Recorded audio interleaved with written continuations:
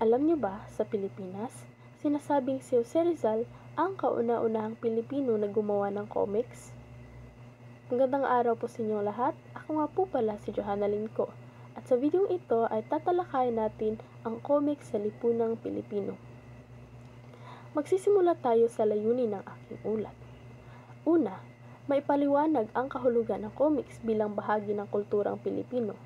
Pangalawa, mailahad ang mga ambag at impluwensya ng comics sa lipunan at sa malikhaing imahinasyon ng mga Pilipino.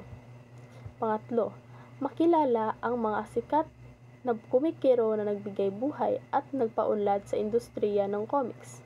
Pang-apat, matampok ang kasaysayan ng comics mula sa pagkakatatag hanggang sa pagbagsak at muling pagbalik nito. Panglima, masuri ang kalagayan ng comics sa kasalukuyan at ang mga pagsisikap upang ito ay muling pasiglain.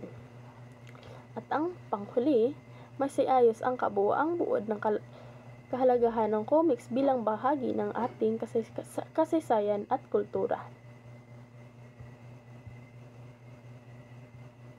At ngayon naman ay ipapaliwanag ko ang comics sa lipunang Pilipino.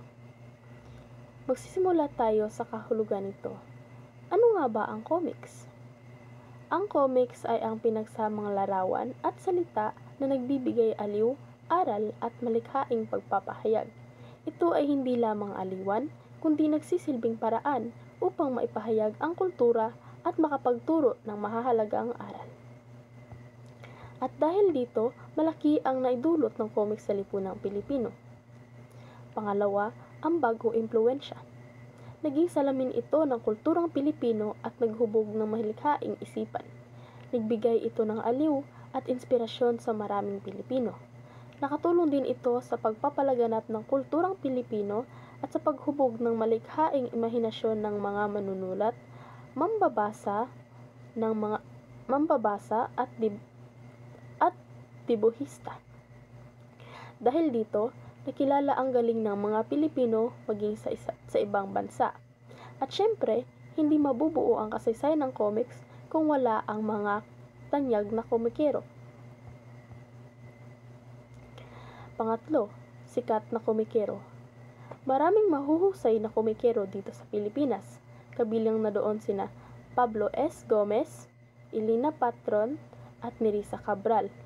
Hindi lamang sa Pilipinas nakilala ang galing at husay ng mga Pilipino, kundi maging sa ibang bansa.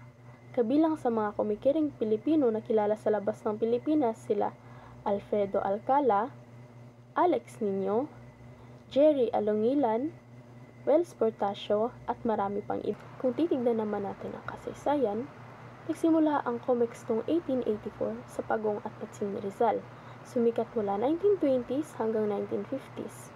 Bumagsak noong 1970 to 80s, ngunit muling umunlad noong 1990s hanggang 2000 sa tulong nina Pablo S. Gomez at Carlo G. Caparas.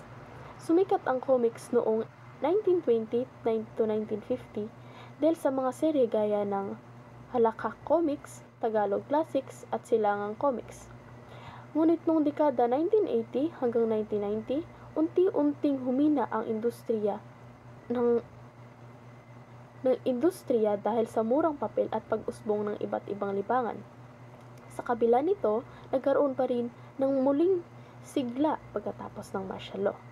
Sa kasalukuyan naman, nagbago na ang anyo ng comics. Panglima, kalagayan ng comics sa kasalukuyan. Patuloy pa ring binabasa ang comics sa kabila ng modernong teknolohiya. Sinisikap buhayin muli ang industriya at ayon kay Romulo Baquiran, hindi mamamatay ang comics sa kulturang Pilipino hanggat may marunong bumasa at magsulat. Kaya sa kabuuan, ang comics ay isang makulay na bahagi ng kulturang Pilipino. Nagbibigay ito ng aliw, aral at inspirasyon. Nakilala ang husay ng ating mga manlilikha at hanggang ngayon ay patuloy pa ring binubuhay sa makabagong paraan.